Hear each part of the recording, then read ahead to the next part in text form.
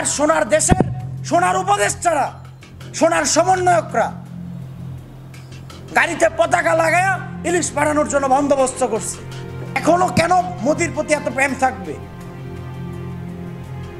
হাসিনার প্লেটে ইলিশ পাঠানোর জন্য আপনারা ইলিশ পাঠাইতেছেন, এই খুনির জন্য ইলিশ পাঠাইতেছেন। ভারতে ওই পঙ্কজ দেবনাথ থেকে শুরু করে বিপ্লব পোদ্দার থেকে শুরু করে বাংলাদেশের থেকে যেগুলো পালাইছে খুন কইরা, ভারত যাদেরকে আশ্রয় দিছে, মোদি আশ্রয় দিছে, ভারতের নাম কেন নিচ্ছে?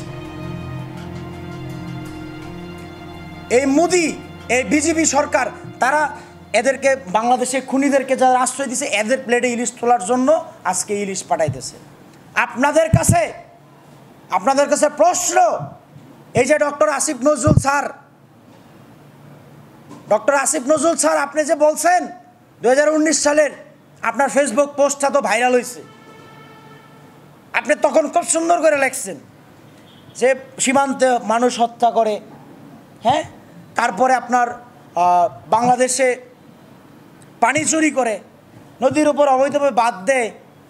হাসিনা কেন এত প্রীতি করে মোদির সাথে? কেন ইলিশ পাঠাইতে হবে কেন? ওই প্রশ্ন যে আপনি 19 সালে করছেন, সেই সময় আপনি খুব আফসোস করতেন, আমি যদি ক্ষমতা পাইতাম, আমি দেশের জন্য সারাদিন রাত কাজ করতাম। আপনি আপনার এইসব অতি উৎসাহী কথাবার্তা আজকে কোথায়? আজকে তো আপনি ক্ষমতায় আছেন, আপনি সরকারের একজন উপদেষ্টা, তা আপনারা কোথায়? আপনাদের কথার মূল্য কোথায়? মানে কি গাছতলা, মানে নিচ থেকে উপর তলায় উঠলে নিচের মানুষ ভুলে যান? নিচে কি বইলে গেছিলেন নিচতলায় ভুলে যান?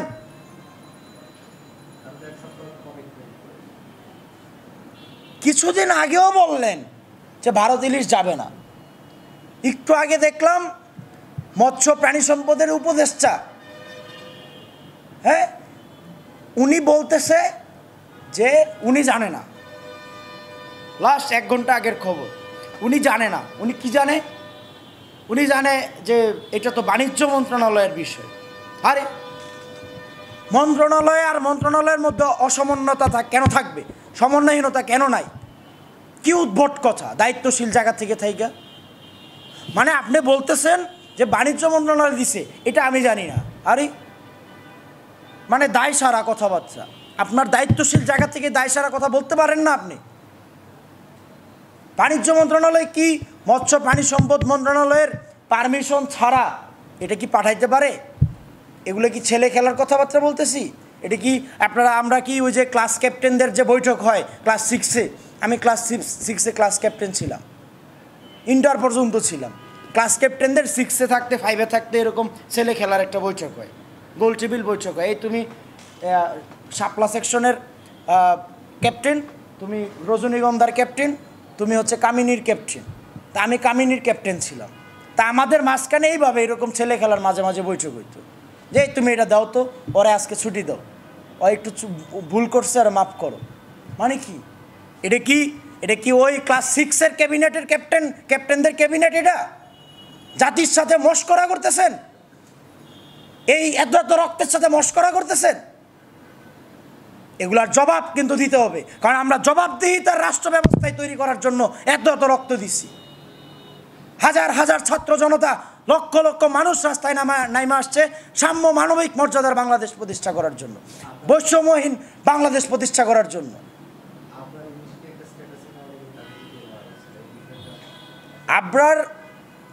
আবরার তো মারা গেছে।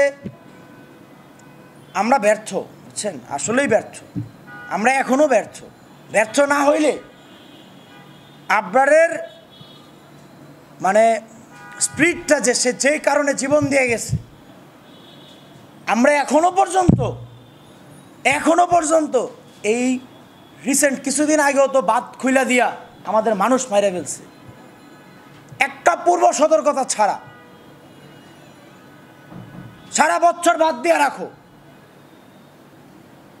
তোমার পাতিলে যখন উতলায় পড়ে তখন তুমি ঢাকনা খুইলা দাও।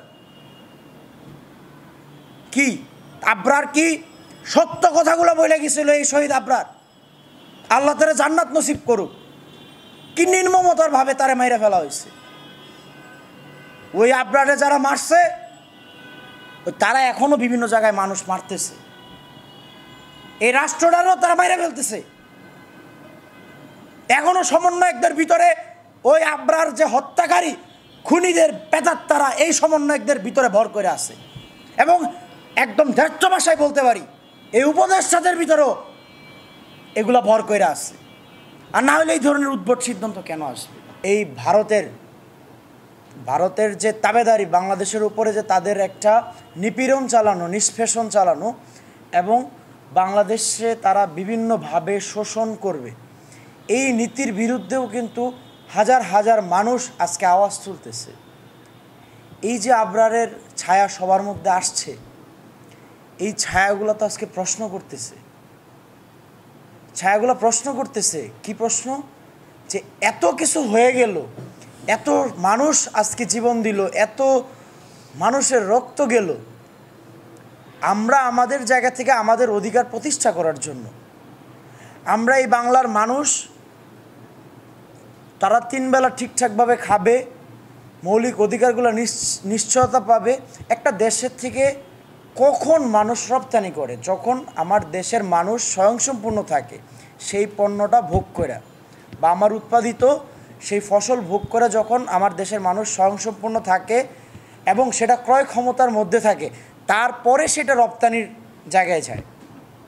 তো সেই জায়গায় এই যে যেমন পিনাকি ভট্টাচার্য উনি বলছে যে হাসিনা সরকার তার পুরো আমলে যে 3 টার্ম ছিল, পুরো আমলে ইলিশ পাঠাইছে 5,500 টন, তাও 4 বছরে।